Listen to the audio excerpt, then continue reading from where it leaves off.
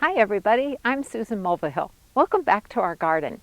So here we are in the first week of October, and I'm starting to get a lot of questions about how and when to prune raspberries and blackberries. So that's what I'm going to cover today. But the first thing I want to mention is that you don't even have to prune them until late winter. So you can just let them grow, and then what happens is the leaves will drop and you'll be able to look at the branches and make the right kinds of cuts. If your plants still have green leaves on them, you don't want to cut them because they are still conducting photosynthesis, which means they are putting energy into the roots of the plants for next year's growth and berry harvest. I want to cover some important details about how each type of plant grows so that you'll understand when and how to make the cuts when you're pruning them. And so what you need to know is that each raspberry plant will send up vertical stems that are called canes. And each cane only lives for a total of 2 years. In the first year of its life, it's called a primo cane, and in the second year, it's called a floricane. But it goes beyond that.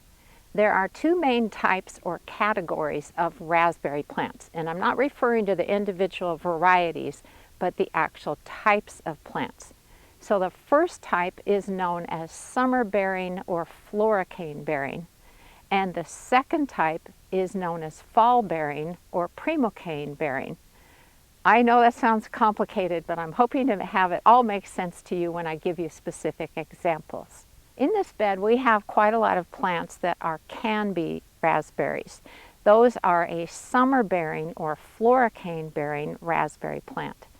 And what happens with them is the first year, the primocanes come up, they grow a lot of leaves, so they're conducting photosynthesis, putting energy into the plant, and that's all they do that first year.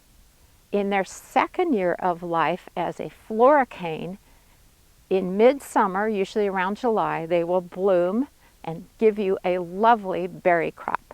That's the only time you're going to get a crop from them, is in that second year, usually midsummer.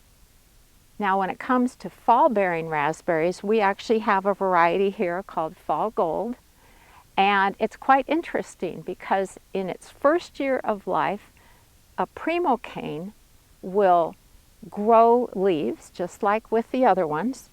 However, in the fall, it produces a crop of berries. It's a lovely surprise at the end of the season. And then in the following year, as a floricane, it also will bloom and produce more fruit in the middle of the summer. So you get 2 harvests with the fall-bearing raspberries. I hope this is making sense so far. Now, based on the information I just gave you, that means that if you're growing a summer-bearing or floricane-bearing raspberry, such as our canbys, you would want to wait till the end of a cane's second year of life, wait until the canes die and turn brown, and then you're going to prune them off at the ground. And with the fall gold or fall bearing, also known as primocane bearing raspberries, what you would want to do is, again, wait until a cane has gone through its second year of life as a floricane before you cut them off down to the ground. Now, of course, there is one more piece of information I wanted to share with you, and it's actually quite interesting and possibly even easier. It only applies to fall-bearing or primocane-bearing raspberries.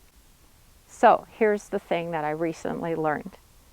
What some folks will do is they wait until spring to prune their raspberries, which is a great practice, and if they're growing fall-bearing raspberries, they will prune all of the canes all the way down to the ground.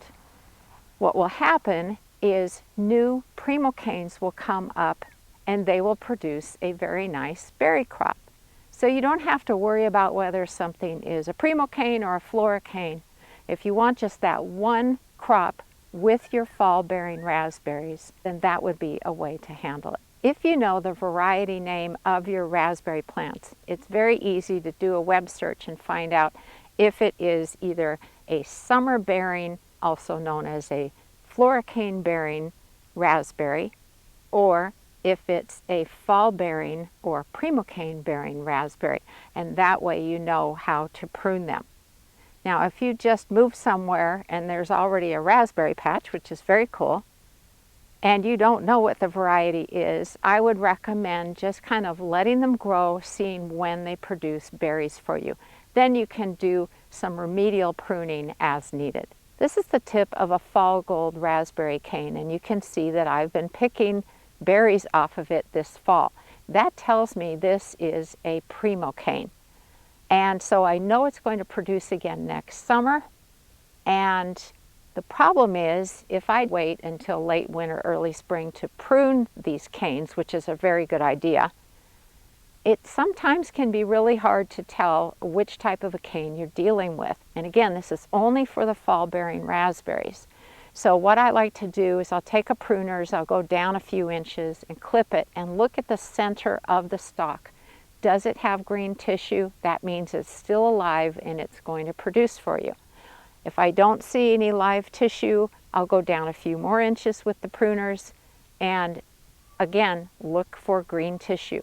If I don't see any and this cane looks just dead as can be, obviously I'm going to cut that back down at the ground level because it is done producing. But sometimes in the spring it can be hard to tell which type of a cane you're dealing with.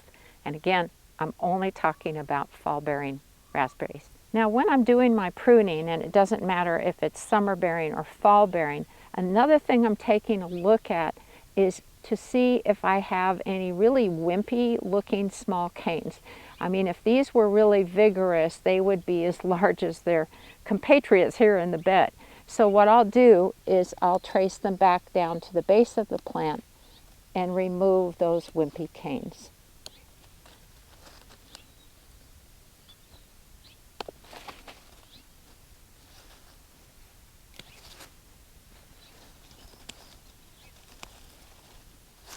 There, that's better. There is one thing I like to take care of in the fall though, and that is to trim back any super long canes. So this is one of the canbies. Golly, that must be like 8 feet tall. And so I worry about them whipping around in the winter winds. It is perfectly okay to prune these back to like 5 to 6 feet in height, and they will still grow and produce beautifully for you. Here's another one. These are going to need to be tied in. But you can see I've got some really tall canes on here. So that's an important fall task to take care of. There we go. Now you're probably wondering when I was going to start talking about pruning blackberries, right? So the great news is that you can treat them just as if they were summer bearing raspberries. So you've got primocanes and floricanes. If you have canes that obviously bore fruit, that means it's a floricane, and so at the end of the winter I'm going to trim them down to the ground. Anything that just has leaves on them I'm going to leave alone, although I might shorten them just a little bit so they're not whipping around in the wind. Notice the green leaves, so I do not want to do any pruning until they are brown or have fallen off, and because again they're conducting photosynthesis, so they're putting all sorts of energy into the plants and they're going to give us a lovely harvest next summer. Well, that was a lot of information, wasn't it? I hope your brain isn't ready to explode. But now you have all of the information you need so that you can prune your berry plants with confidence. Thanks so much for watching today, everybody. Happy gardening.